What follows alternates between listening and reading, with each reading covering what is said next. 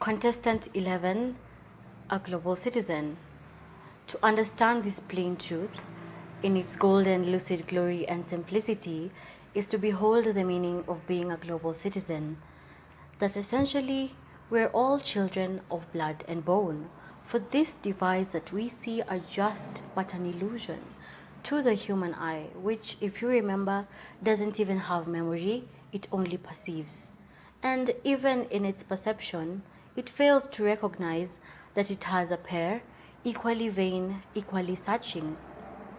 How trustworthy then is it? Virginia Woolf once stated, "When you consider things like the stars, our affairs don't seem to matter very much, do they?" Oh, how they do. Let me explain. For statistics back me up when I say the chances of being born a human are 1 in 400 trillion, and you and I stand as that rare one. Our affairs then must mean something. From across the oceans to the deep valleys, our voice matters. Our thoughts are worth something. Our decisions affect the greater good. For surely, if anything matters, then doesn't everything matter? To be a global citizen is an honor we have all been accorded. But unless we recognize the need to speak up, to not be silent, for silence counts as complacency, the need to reach across barriers that threaten the great perhaps, then global citizenship will just be another word blowing in a cloud of alphabets. If you and I can align in unity and community and allow the scent of change to shiver us awake to the beauty that is race, culture, gender, and diverse ideologies, then we shall release our hands unfolded into the sunlight, grasping the core of global citizenship. To be a global citizen is to be rattled by the echoes of social injustice, for our skins to coil and retreat at the evil that is discrimination and unjust treatment, to demand a fair trial through the justice system, not with fists but words.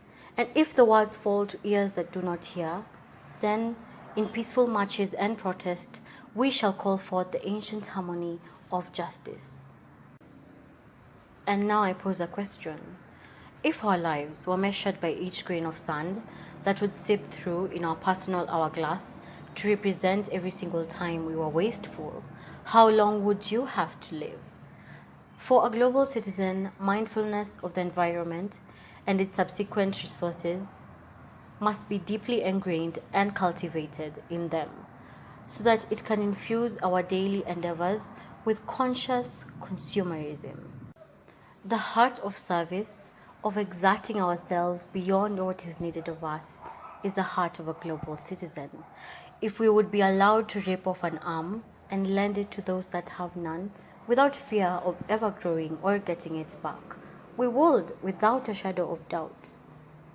What is greater then than the will to serve, which will trickle down to the possibility of a better future, a better world, that maybe, just maybe, one day we shall all walk side by side in this great pilgrimage that we call life. And to be a global citizen is to accept that our stroke of the pen is not always right and righteous, for there are many schools of thought that we can only be exposed to if we are liberal enough to see under a different light, to allow the many authentic characters that we come across in this vast space that we call Earth in our search for purpose to affect our lives.